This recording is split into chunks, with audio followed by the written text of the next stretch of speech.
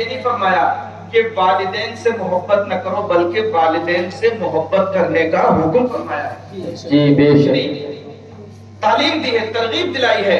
قل ان کان آباؤکم و ابناؤکم، بیٹے بیٹیاں، بیٹے بیٹیوں سے انسان کو فطرتاً محبت ہوتی ہے. تو اسلام نے یہ نہیں کہا کہ بیٹے بیٹیوں سے محبت نہ کرو بلکہ حسنین کریمین سے محبت کر کے میرے آقا ہمیں اصول زندگی دیتے ہیں. جی بے شک. اولاد سے کیسی محبت کرنا چاہیے، حسنین کریمین سے محبت کر کے دکھاتے ہیں میرے آقا. جانتے ہیں آقا کریم علیہ الصلوۃ والتسلیم ایک موقع پر حضرت امام حسن اور حسین کے، یا تو امام حسن یا امام حسین تھے، ان دونوں میں سے کسی ایک کے لبھائے مقدسہ کو چوم رہے تھے، بلکہ ان کی زبان کو چوس رہے تھے. ایک روایت میں آتا ہے سرکار حسنین کریمین میں سے کسی کی زبان کو چوس رہے تھے تو کسی نے پوچھا کہ یا رسول اللہ صلی اللہ تعالی علیہ وسلم، آپ تو امام الانبیاء ہیں، نبیوں کے سردار ہیں، رسولوں کے امام ہیں، اور ظاہر سی بات ہے امام اہل سنت اعلیٰ حضرت فاضل بریلوی رضی اللہ تعالیٰ عنہ کی زبان میں سنیں تو میرے امام کہتے ہیں سب سے اعلیٰ و اعلیٰ ہمارا نبی، سب سے بالا و بالا ہمارا نبی، سارے اچھوں سے اچھا سمجھیے جسے ہے اس اچھے سے اچھا ہمارا نبی. سبحان اللہ سبحان اللہ. عزیزان ملت اسلامیہ، سارے نبیوں سے کرو انبیاء سے عرض کیوں مالکو، کرو انبیاء سے عرض کیوں مالکو، کیا تمہارا نبی ہے ہمارا نبی؟ ہمارے نبی نبیوں کے سردار ہیں. حضرت رسول کونین صلی اللہ علیہ وسلم سے پوچھتے ہیں وہ کہ یا رسول اللہ آپ اتنے بڑے مقام کے مالک اور بچے کی زبان کو چوس لیتے ہیں، ایسا پیار کرتے اپنے بچوں سے؟ تو فرمایا کہ اللہ تبارک و تعالیٰ نے اگر تجھے رحم کی دولت نہ دی ہو تو میں کیا کروں. بیٹوں سے محبت کر کے دکھائے، بیٹوں سے محبت کرنا چاہیے، تعلیم و تربیت کے انداز سکھائے میرے آقا نے. پیارے اسلامی بھائیوں ذرا آپ غور فرمائیے، بیٹیوں کی پرورش پر میرے آقا نے جنت کی ضمانت دی ہے. ایک بیٹی کی پرورش پر، 2 بیٹی کی پرورش پر، 3 بیٹیوں کی پرورش پر جنت کی ضمانت دیتے ہیں. ایک صحابیہ پوچھتی ہے یا رسول اللہ ہمارے پاس تو بیٹی نہیں، فرمایا اگر بیٹی کی تمنا کر لو تو بھی میں محمد تمہیں جنت کی بشارت دے. واہ واہ واہ سبحان اللہ سبحان اللہ. محبت کا درس بہت خوب. میرے آقا نے معلوم ہوا بیٹے اور بیٹیوں سے یہ نہیں فرمایا محبت نہ کرو بلکہ محبت کا درس دیا. وَأَبْنَاؤُكُمْ وَإِخْوَانُكُمْ، بھائیوں سے کیسی محبت کرنا چاہیے. میرے آقا صلی اللہ علیہ وسلم کی ایک حدیث سے اندازہ لگایا جا سکتا ہے. ایک صحابی بارگاہ رسالت میں حاضر ہوتے ہیں، عرض کرتے ہیں یا رسول اللہ صلی اللہ علیہ وسلم میرا چھوٹا بھائی ہے، یہ چھوٹا بھائی آپ کی خدمت میں بیٹھا رہتا ہے اور یہ کام کاج میں ہاتھ نہیں بٹاتا، یہ کاروبار میرے ساتھ نہیں کرتا. یا رسول اللہ آپ اسے نصیحت فرمائیے، آپ اسے نصیحت فرمائیں کہ یہ کام میں میرا ہاتھ بٹائے، بزنس میں تجارت میں یہ میرے ساتھ رہے اور جو مشقتیں میں اٹھاتا ہوں وہ پریشانیاں یہ کچھ کم کرے. پیارے اسلامی بھائیوں میرے آقا صلی اللہ علیہ وسلم نے ارشاد فرمایا بھائیوں کو آپ اس کے رشتے کو کیسے مضبوط رکھنا چاہیے اور کیا سوچ کر ایک دوسرے کی خدمت کرنا چاہیے. میرے پیارے آقا صلی اللہ علیہ وسلم کی اس حدیث سے اندازہ لگا سکتے ہیں. میرے آقا نے ارشاد فرمایا تم یہ کیوں سمجھتے ہو کہ تمہاری وجہ سے، تمہارے کمانے کی وجہ سے، تمہارے بزنس کرنے کی وجہ سے، تمہاری مشقت و محنت کرنے کی وجہ سے رزق آتا ہے گھر میں؟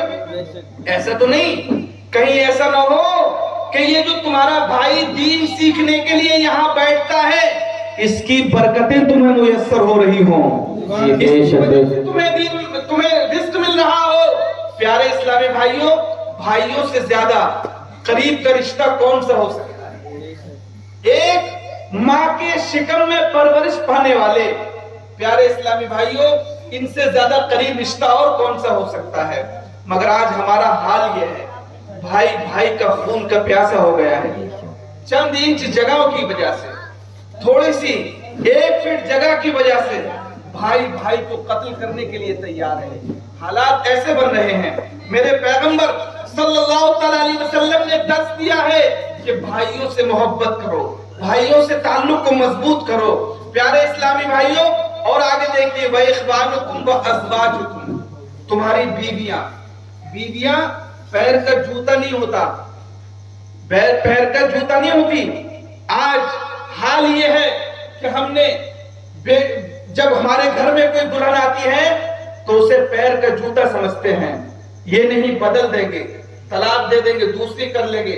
پیارے اسلامی بھائیوں, پیغمبر اسلام صلی اللہ علیہ وسلم ہمیں اس چیز کا درس نہیں دیتے, بلکہ زوجہ کے ساتھ, بیوی کے ساتھ محبت کرنے کا پیغمبر عملی نمونہ پیش فرماتے ہیں. کیسے محبت کرنا چاہیے؟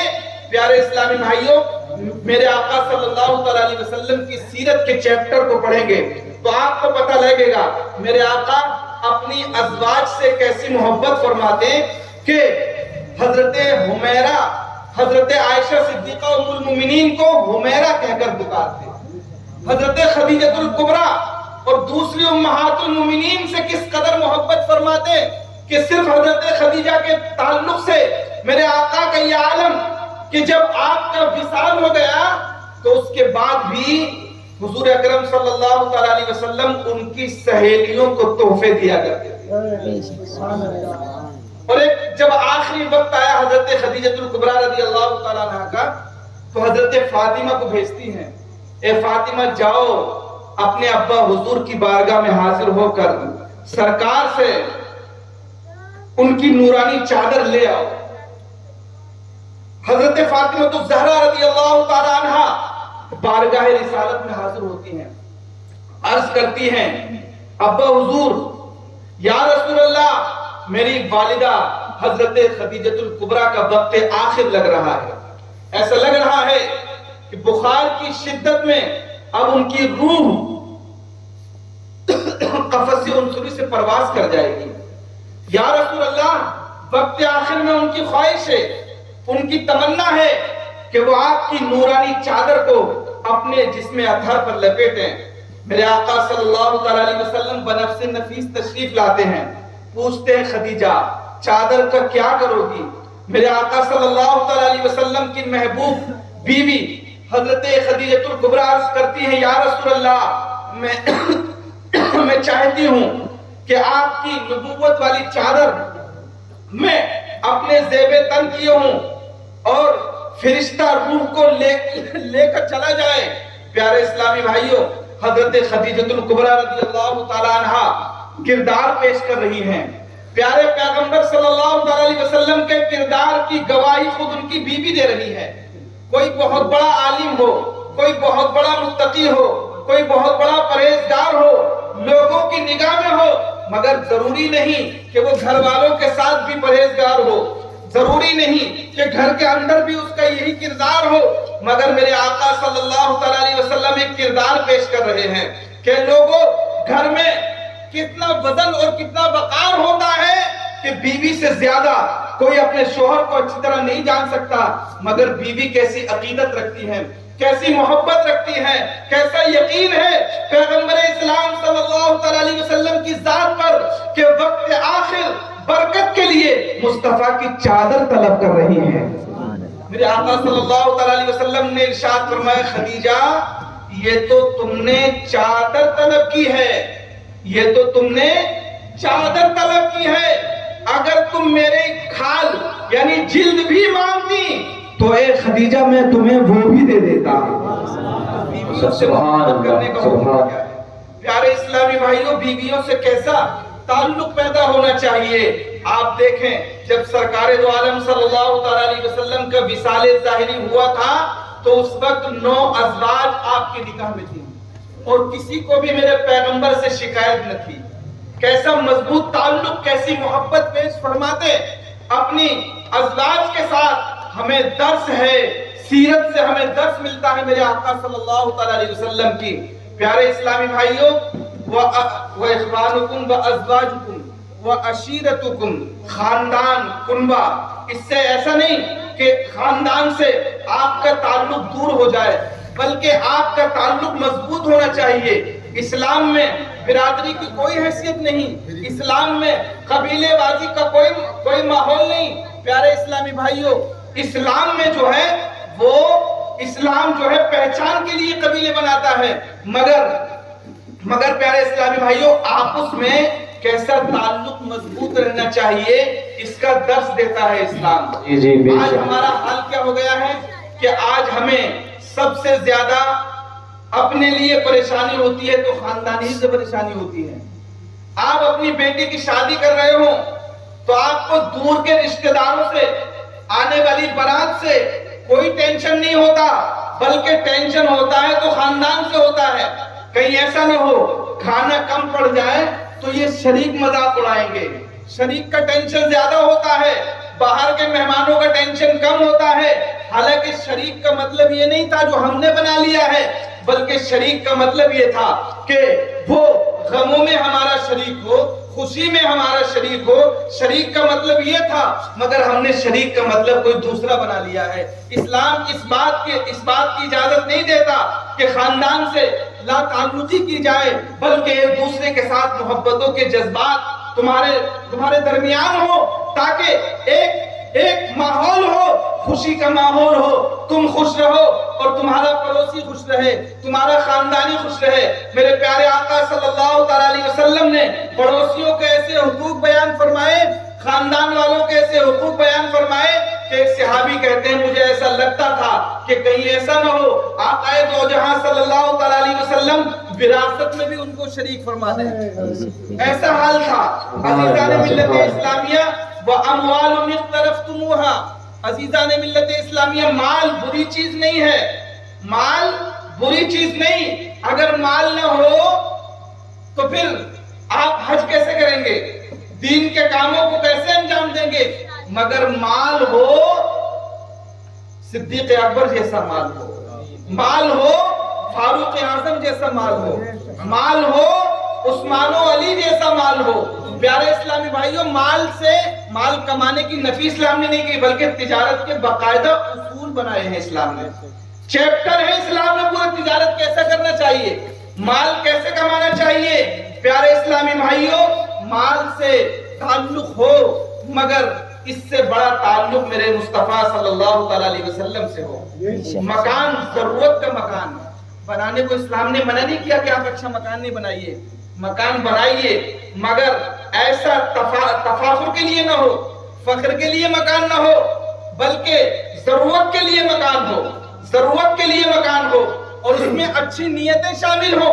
ایک شخص نے مکان بنایا اور کھڑکی نکالی تو اس نے کسی بزرگ نے وہاں آئے اور انہوں نے پوچھا کہ یہ کھڑکی کس لیے نکالی ہے، تو اس نے کہا ہوا کے لیے نکالی ہے۔ بزرگ فرماتے ہیں اگر تو یہ نیت کر لیتا کہ اس سے آذان کی آواز آئے گی تو تجھے کھڑکی نکالنے کا ثواب بھی مل جاتا۔ تو مکان ضرورت کا ہو تو اسلام اس سے منع نہیں فرماتا۔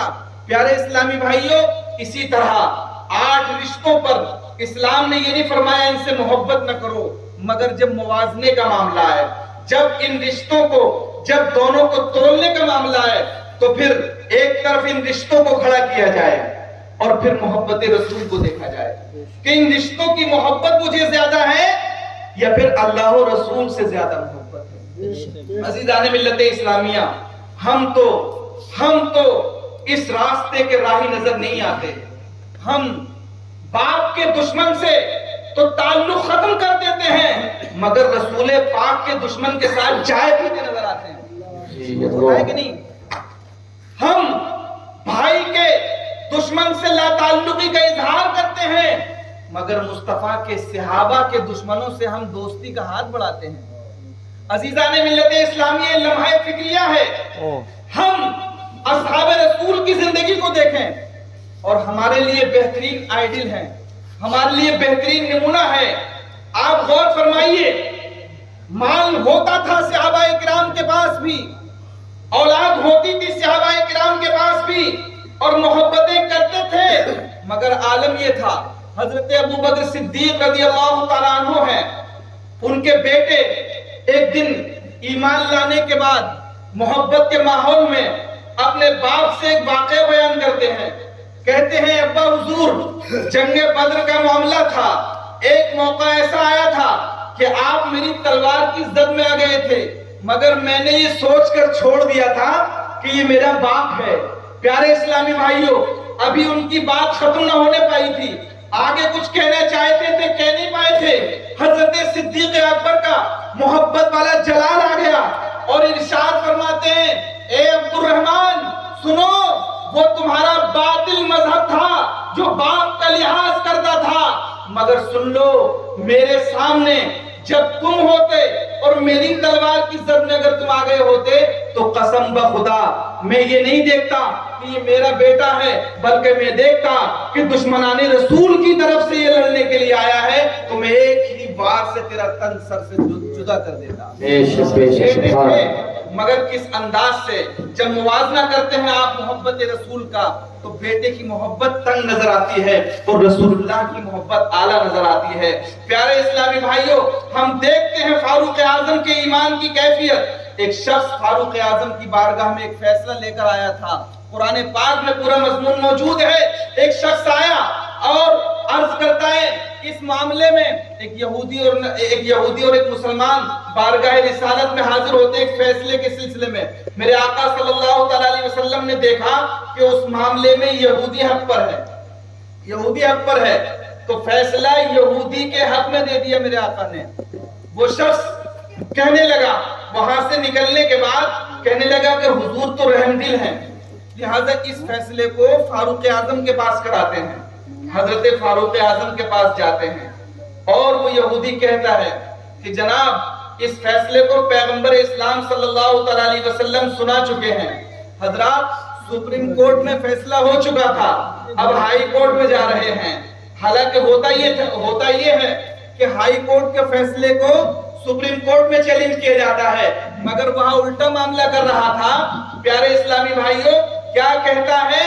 وہ کہتا ہے نام کا مسلمان تھا، داڑھی اور جبے والا مسلمان تھا، کہتا ہے کہ اے فاروق اعظم اس کا فیصلہ حضور کر چکے ہیں، مگر چونکہ حضور نرم دل ہیں اس کے حق میں دے دیا ہے۔ تو یہودی سے پوچھا واقعی یہی بات ہے؟ کہا میں تمہارے پیغمبر کے فیصلے پر یقین کرتا ہوں، اس سے یقین نہیں ہے۔ پیارے اسلامی بھائیوں، فاروق اعظم گھر میں جاتے ہیں اور فرماتے ہیں ابھی فیصلہ کرتا ہوں۔ اندر گئے اور اندر جانے کے بعد تلوار لے کر آئے، ننگی تلوار، اور جوش فاروق اعظم ایک ہی بار سے اس کا سر تن سے جدا کر دیا۔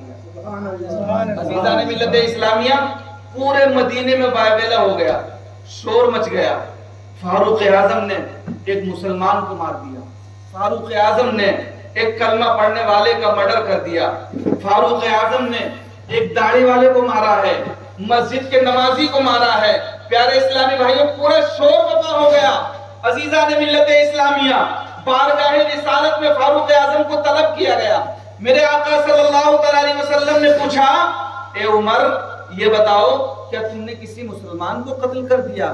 میرے آقا صلی اللہ علیہ وسلم کی بارگاہ میں فاروق اعظم سر جھکا کے عرض کرتے ہیں، یا رسول اللہ میں نے ایک داڑھی والے کو قتل کیا ہے مگر مسلمان کو نہیں، میں نے ایک نماز پڑھنے والے کو قتل کیا ہے مگر مسلمان کو نہیں، یا رسول اللہ میں نے ایک زکات دینے والے کو قتل کیا ہے مگر مسلمان کو نہیں۔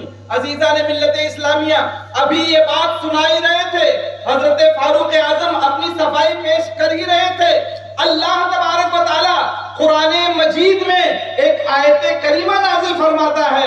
فاروق اعظم جو کہہ رہے ہیں اسی کے مطابق قرآن پاک کی آیت نازل ہوتی ہے۔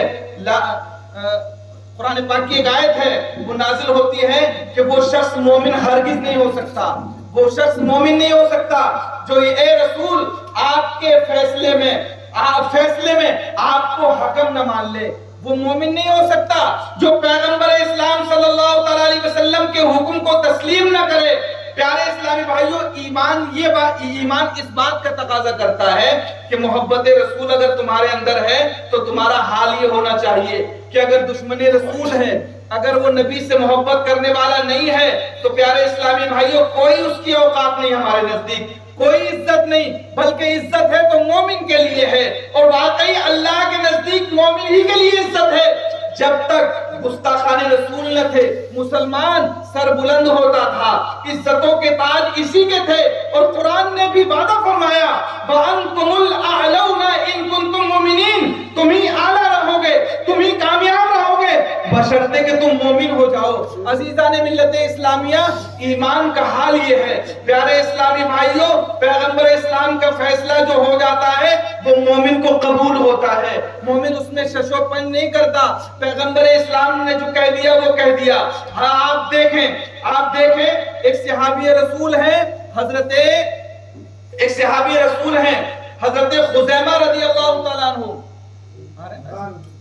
हजरत खुज़ैमा रदियल्लाहु ताला अन्हु एक मौके पर पैगंबर इस्लाम सल्लल्लाहु ताला अलैहि वसल्लम ने रास्ते से आप गुजर रहे थे, आपने एक यहूदी के हाथ में एक ऊंट देखा और देखा तो आपको पसंद आ गया। आपने फरमाया क्या तुम इसे बेचते हो? यहूदी ने कहा हाँ बेचता हूँ। कहा कितने में? कहा इतने में। बात तय हो गई। मेरे आका सल्लल्लाहु अलैहि वसल्लम फरमाते मैं तो ऐसे ही निकला था, लिहाजा चलो मदीने में पहुंचकर बस्ती में पहुंच जाएंगे तो तुम्हारी जो कीमत तुमने बताई है वो तुम्हें दे देंगे। अजीजान मिल्लत इस्लामिया, सौदा तय पा गया था, सौदा हो गया था। आका करीम अलैहिस्सलातु तस्लीम के साथ वो यहूदी चल दिया। जैसे ही मदीने तैयबा में दाखिल हुआ तो उसे सरकार ने फरमाया कि मैं अभी घर में जाके कीमत लेकर आता हूँ। आप अंदर तशरीफ ले गए, इतने में यहूदी को एक दूसरा कोई दोस्त मिल गया। कहने लगा ऊंट तो बहुत अच्छा है, ऊंट बहुत अच्छा है, हाँ मगर क्या करूं ये बेच चुका हूं। कहा किसके हाथ पर? कहा मोहम्मद अरबी सल्लल्लाहु अलैहि वसल्लम के हाथ पर। कहा तू अपने सौदे से मुकर जा, मैं ज्यादा कीमत दे दूंगा, ऊंट मुझे ज्यादा पसंद है। और यूं उनको एक झूठा कहने की हमें एक मौका भी नसीब हो जाएगा कि इन्होंने सौदा किया नहीं है और सौदे की बात कर रहे हैं। प्यारे आका सल्लल्लाहु अलैहि वसल्लम इतने में तशरीफ ले आए। आका करीम अलैहिस्सलातु तस्लीम से वो यहूदी कहने लगता है, वो पूछता है कि ए पैगंबर, अगर आपको ए मोहम्मद अरबी ऊंट चाहिए तो आप ऊंट खरीद लीजिए। मेरे आका सल्लल्लाहु अलैहि वसल्लम ने फरमाया कि सौदा तो हमारा हो गया था, कीमत में लेकर आ गया हूं, ये कीमत पकड़ो, ऊंट मुझे दो। अजीजान मिल्लत इस्लामिया, वो यहूदी कहता है ए मोहम्मद, मैंने ऊंट नहीं बेचा, सल्लल्लाहु अलैहि वसल्लम मैंने ऊंट नहीं बेचा। अजीजान मिल्लत इस्लामिया, मेरे आका फरमाते हैं खुदा मुकाम पर तुमने बेचा है, मैंने खरीदा है। वो कहता है मैंने नहीं बेचा। प्यारे इस्लामी भाइयों, दोनों बातों में एक तरफ सरकार फरमा रहे हैं मैंने खरीदा है, वो कह रहा है नहीं मैंने बेचा ही नहीं है।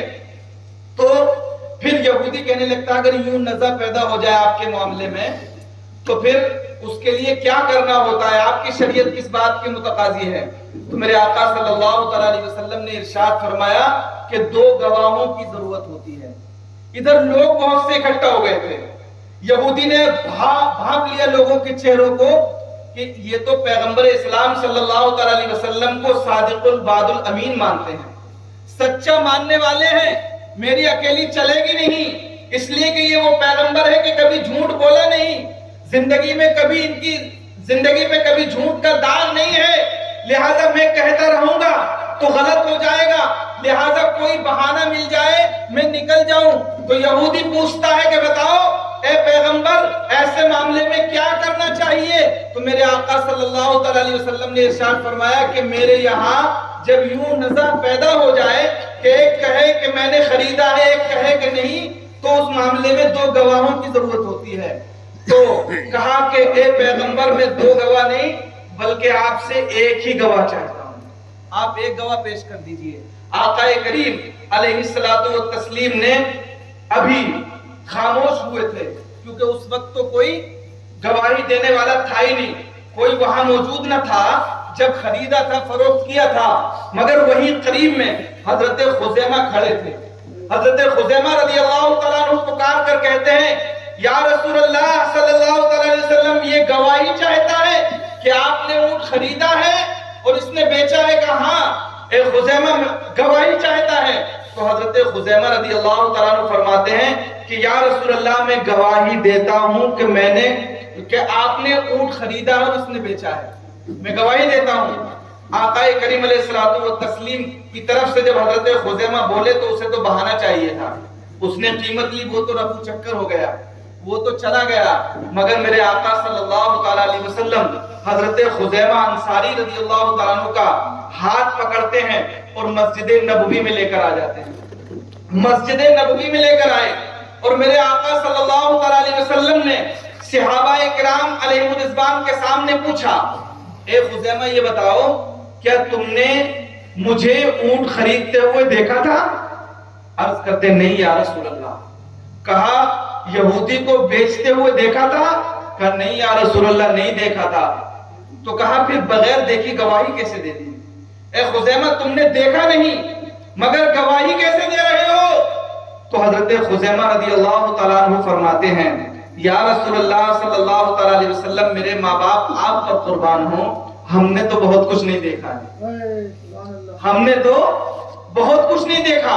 یا رسول اللہ ہم نے تو سب سے بڑی سچائی خدا کو نہیں دیکھا.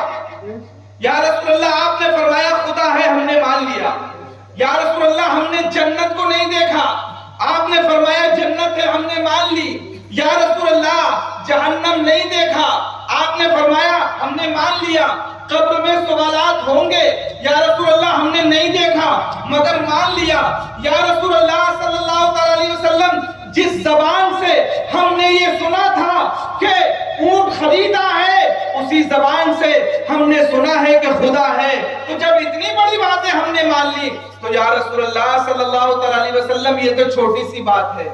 معلوم ہوا مصطفیٰ جان رحمت صلی اللہ علیہ وسلم جو فرما دیتے ہیں اس پر ایمان رکھنے, اس کو مان لینا, دل سے اس بات کی تصدیق کرنے کا نام ایمان ہے. جب محبت ہو, سبحان اللہ سبحان اللہ. محبت نہیں تو یہ ایمان کیسا؟ نعرہ تکبیر.